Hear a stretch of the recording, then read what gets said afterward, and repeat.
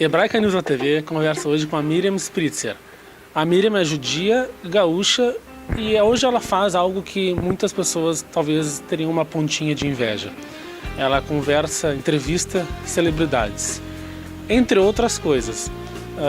Whoopi Goldberg, Michael Douglas, Paul Rudd, Nicole Kidman.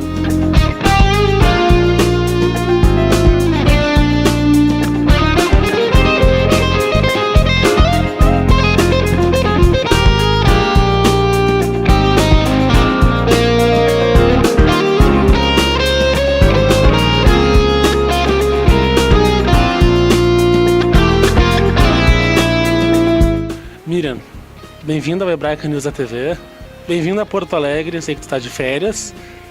Conta para nós um pouco o início dessa história.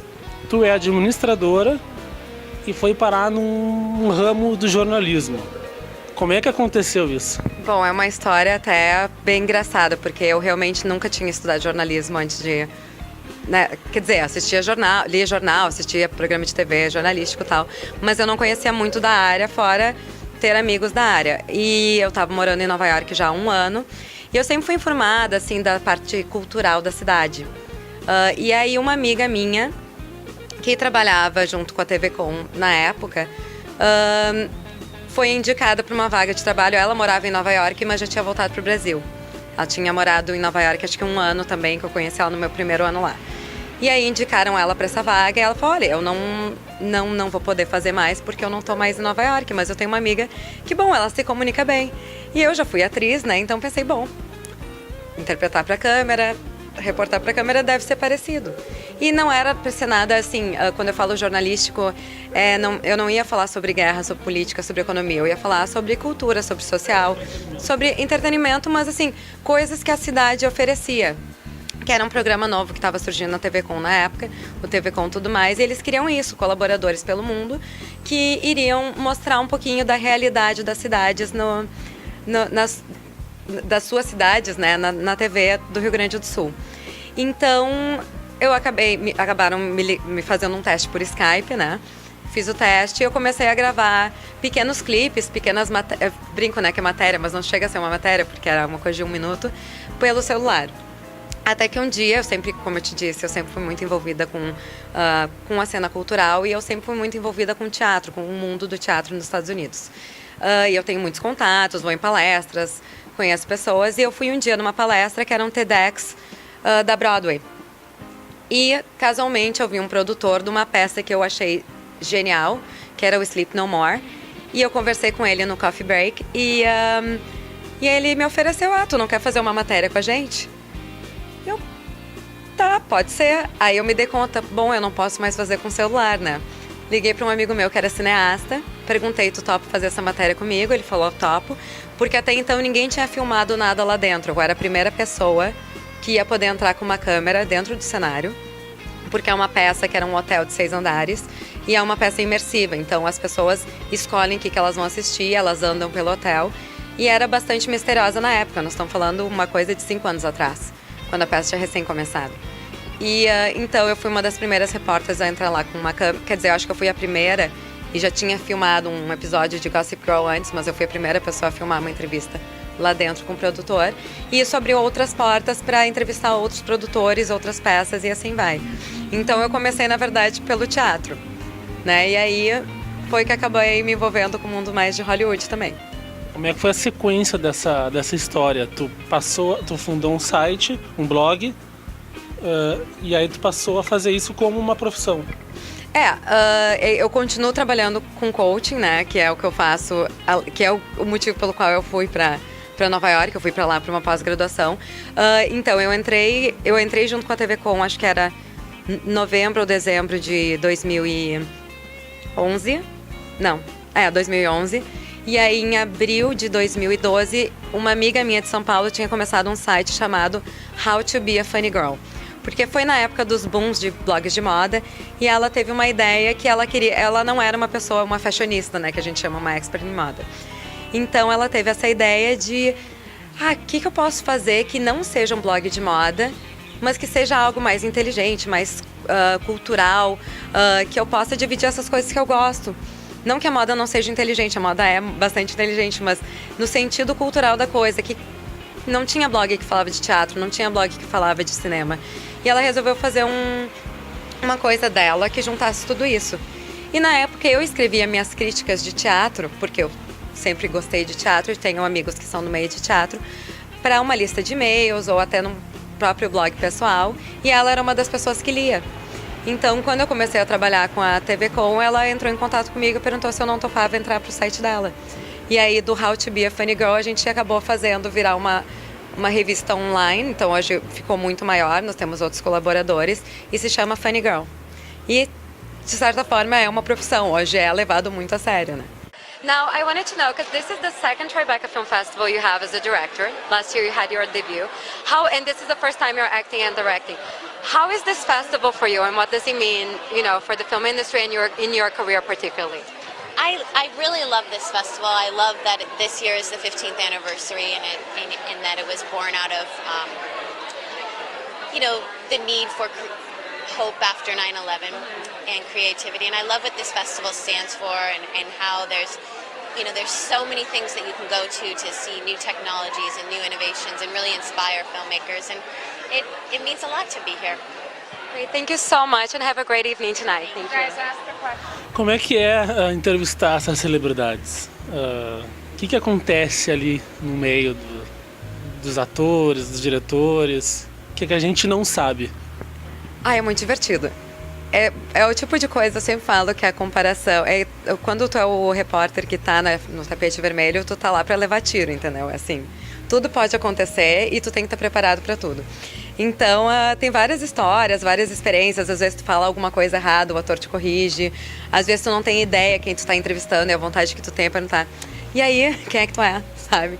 Então tem de tudo. Às vezes tu pega um ator que tu acha que vai ser uma entrevista maravilhosa e a pessoa só te dá sim, não, ok, sabe? Tipo... Então, tem muitas histórias, e eu brinco que como eu fui aprendendo isso no campo, né? Eu não tive aula disso, eu fui aprender a fazer um tapete vermelho quando eu já estava no tapete vermelho. Então a gente vai... É legal porque é sempre uma aventura, eu nunca sei exatamente o que vai acontecer. Já tive caso de pegar entrevistado bêbado, porque é uma festa, né? Eles estão indo para uma premiere, para uma estreia de um filme. Então eles estão lá comemorando. Então às vezes eles vão tomar um drink antes e aí chegam no tapete vermelho, a pessoa não consegue nem se concentrar direito para dar uma resposta. E nessas entrevistas mais descontraídas, pessoal bêbado, ou enfim, pessoal mais alto, assim, nunca rolou uma cantada, alguma coisa? Já, mas a gente sempre leva de uma forma profissional. Então, o que acontece? Eu sou muito séria nesse sentido, porque eu estou lá representando, além do meu canal de TV ou do meu site, eu estou lá representando o Brasil. Então, eu já sei histórias, por exemplo, de pessoas, outros brasileiros que estavam antes, que de repente não levaram tão a sério. Porque assim, os atores vão passando e tu vai tentando chamar eles, talvez eles parem ou não para falar contigo. Então, nessas de passar, tem pessoas que berram coisas, mas... Teve uma pessoa que era do nosso país que berrou algo que foi ofensivo e essa pessoa foi expulsa do evento. Então, quando eu cheguei lá, depois, eu estou um ano depois, tentando fazer, essas brasileiros aí não dá. Então, a gente tem que ter muita consideração nesse sentido, que é lembrar que a gente está representando além do meu canal. E assim, eu sou nova, eles não me conhecem, eles não me devem nada, o canal lá não é conhecido.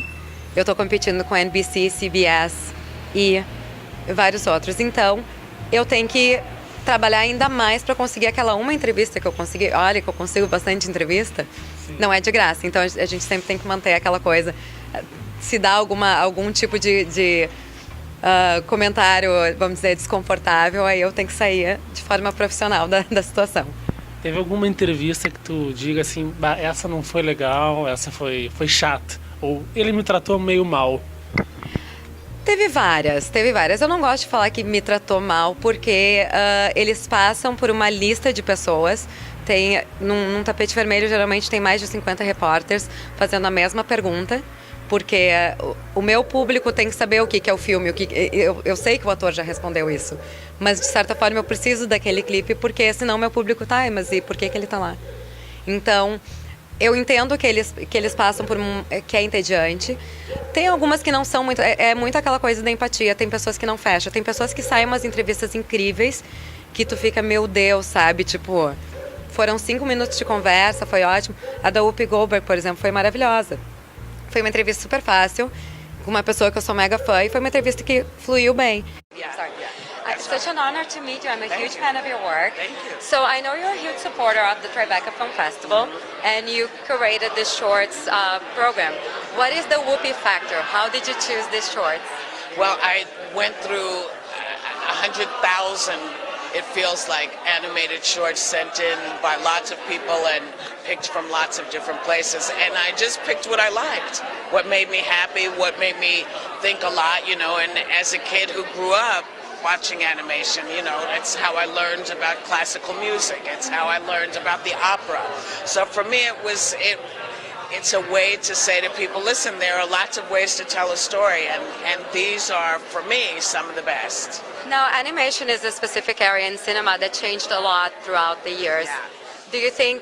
Do you miss like the classics, you know, 2D sort of animation? Or? Well, I miss the idea of it. You know, people are making animation look like it's hand-drawn, but there's something about hand-drawn animation that I do love, like Gulliver's Travels from the 30s, or, you know, any of the early Bugs Bunny cartoons. But, you know, when you look and you see Zootopia or The Lion King even, you see that it evolves and changes, and that's a good thing, you know. But sometimes I think artists miss drawing their cartoons. I think somehow we're going to see a mix show up. Now, Whoopi, speaking about the festival in general, because I know like you've been in the industry for a long time, how important is a venue like this, like like Tribeca Film Festival or any type of festival for the filmmaking industry? I think for filmmakers, for young filmmakers, and when I say young, it has nothing to do with age, you know, it's maybe that's your first movie or your first documentary. It's a great thing for people who are making the art that we all talk about, you know, and so festivals are places where young artists can get out there and see how people respond to their movie, and then maybe 2 years later they come back and they've revamped it and they put it out again. It's a great thing. Now, and when can we see you again in the screen? We're missing you. I'm around. I show up from time to time. You know, I'm finishing up my time on The View, so once that's done, I'll probably be around much more. Then you'll have time to play fun characters That's again. right. Can I ask you to take a picture? Sure, Okay, sure. can you take a picture? Thank you so much. E tem outras pessoas que já não te entregam tanto, porque ou não simpatizaram tanto, ou porque são mais fechadas. Eu ia te perguntar se tinha alguma que tu já gostou mais, então acho que a Whoopi Goldberg foi a que tu mais gostou. Não foi a que eu mais gostei, mas foi uma... É que é difícil escolher qual que eu mais gostei. Então, por exemplo, eu entrevistei com exclusividade o Christopher Walken, mas não foi uma entrevista filmada, foi uma entrevista escrita. Então, foram 40 minutos de conversa, que eu achei que ele seria uma pessoa fechada, que ele não ia me entregar muito material. E foi o contrário, ele me entregou... Foi 40 minutos de conversa que, se ele pudesse, ficaria falando mais. Então, essa foi uma entrevista que eu saí assim, nossa, essa eu... Né, yes, tem bem. Tu tá morando há 5 anos, não, 6 anos. 6 anos em Nova York. Como é que é essa distância dos familiares, alguns amigos que ficaram aqui, a maioria, na verdade, né? Como é que fica o coração nas datas, no aniversário, Natal? Não, assim, ó, a gente acostuma. Eu, graças a Deus, consigo vir muito pro Brasil. Eu venho em torno de 2 a 3 vezes ao ano.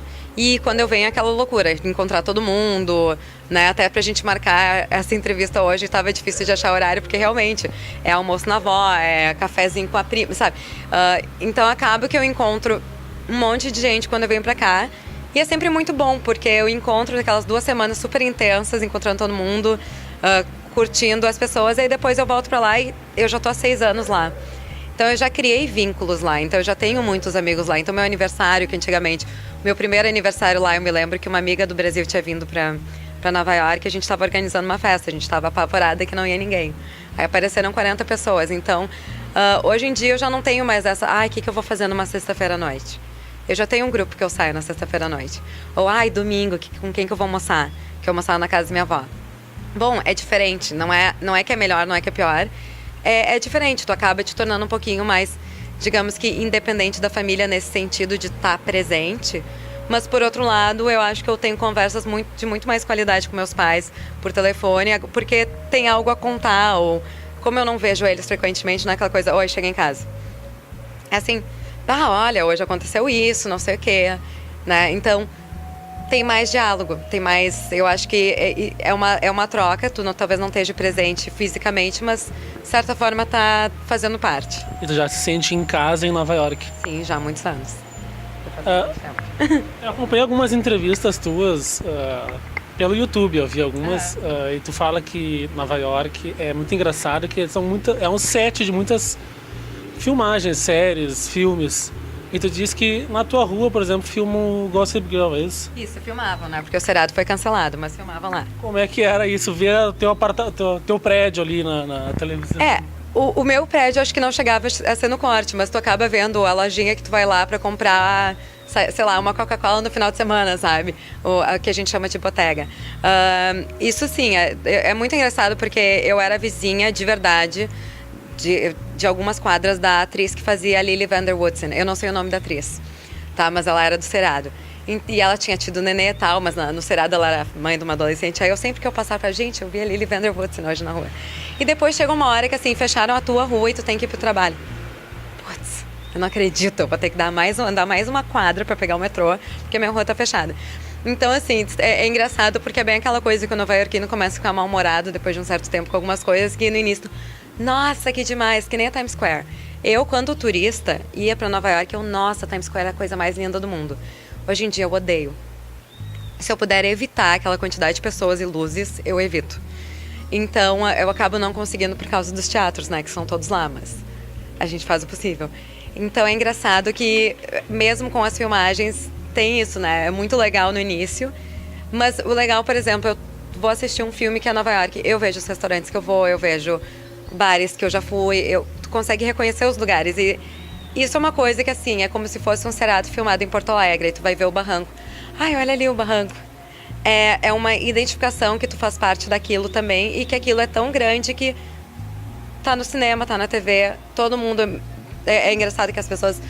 tem muita gente que acha que Nova York é a sua cidade. Então, eu não sou a única pessoa que acha que Nova York é a minha cidade, então não dá pra ser muito possessiva. Então, e é exatamente por isso, porque a cidade ela é cenográfica, a gente vê ela, a gente participa. Tu vai ver episódios de Sex and the City, é filmado na cidade. Então, tem a casa da Carrie, tem o prédio do Friends. Tu vai passeando pela cidade e tu vê essas coisas que a gente está acostumado a ver na TV há 10, 20 anos. Então, é por isso essa familiaridade, eu acho.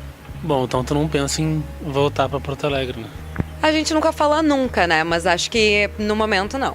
No momento eu tô vendo onde vai me levar essa jornada. Se tu me falasse há 5 anos atrás que eu ia estar entrevistando celebridade hoje, eu ia rir da tua cara. Então não tem muito como planejar, né? Mas a gente nunca sabe.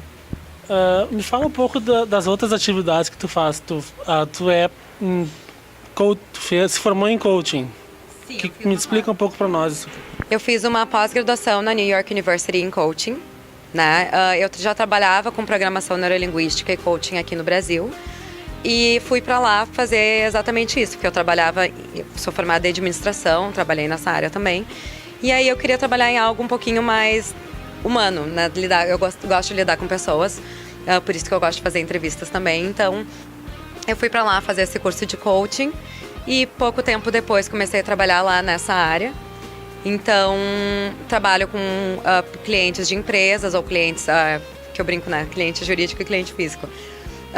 Ou pessoas que estão procurando se desenvolver habilidades, tanto profissionais quanto pessoais.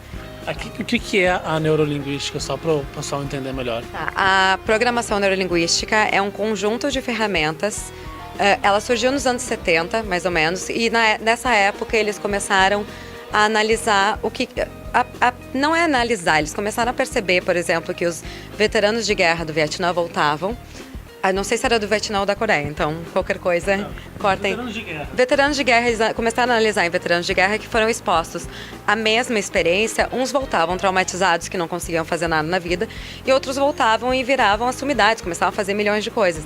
Então, o que gerava esse resultado diferente?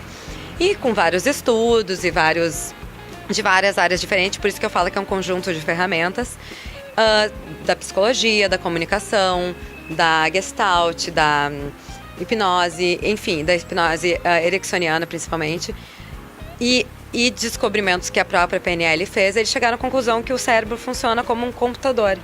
E aquilo que tu fala é a forma como tu processa aquela informação, por isso linguística, né? É neurolinguística. Então, por exemplo, eu dizer que eu sou uma pessoa ansiosa é muito diferente de dizer eu estou ansiosa. Eu estou ansiosa significa que nesse momento eu estou num estado de espírito, num estado emocional de ansiedade. Se eu sou ansiosa, isso significa que eu tenho uma identidade de uma pessoa ansiosa, o que significa que eu tenho crenças de uma pessoa ansiosa e eu acredito em várias coisas que me tornam ansiosa. Então, essas coisinhas são esses detalhes, esses padrões de comunicação. Através desses padrões de comunicação, tu consegue identificar problemas e achar soluções que a própria pessoa evolui e, assim, como é que eu posso dizer, dar um update no software. Tem mais alguma outra coisa que tu faz? Olha, eu canto, danço e represento, mas assim, ainda não fui contratada, então não dá pra falar muito. Miriam, já pensou em fazer jornalismo por causa desse teu caminho, desse teu trajeto? Então, como eu sou uma pessoa muito... eu respeito muito o trabalho jornalístico. Então, quando eu comecei a trabalhar nisso, eu vi, olha, eu tô tendo oportunidades aqui, daqui a pouco vai aparecer algo maior que eu não vou conseguir pegar, porque eu não tenho experiência, não tenho, vamos dizer, experiência acadêmica, né? Não é nem experiência, eu acho que às vezes até eu tô mais no chão mesmo do que alguém que estudou jornalismo. Mas eu não estudei, então tem coisas no jornalismo que eu não sei. Então eu comecei a procurar cursos de jornalismo lá, já fiz alguns. Eu tô no momento no meio de uma pós-graduação em jornalismo na New York University, que aí eu aprendi muito sobre estar numa televisão, por exemplo. Antes eu fazia entrevista, eu ficava muito assim o tempo todo, aí tu nota que assim, esse gesto, quando na câmera, quando tu vê na TV é muito grande. Então aprendi algumas coisinhas assim de televisão, por exemplo, né? De agradecer o âncora que vai te apresentar. Essas coisas que às vezes, se ninguém te ensina, tu não vai saber. E fiz cursos também de crítica de teatro dentro dessa pós-graduação. É nessa área que eu estou focando, no jornalismo cultural. Então eu escrevo crítica, eu escrevo outras coisas também de coisas culturais e sociais de Nova York. Mas o que eu mais faço profissionalmente é vídeo. Bom, bom retorno. Tá? Muitas boas entrevistas futuras. Te desejamos muito sucesso. Muito obrigada. E que volte muito mais aí pra gente conversar mais. Muito obrigada, foi um prazer conversar contigo. Muito obrigada. Para quem quiser assistir as entrevistas da Miriam, o site dela tá aparecendo aqui embaixo. O Braca News TV volta semana que vem.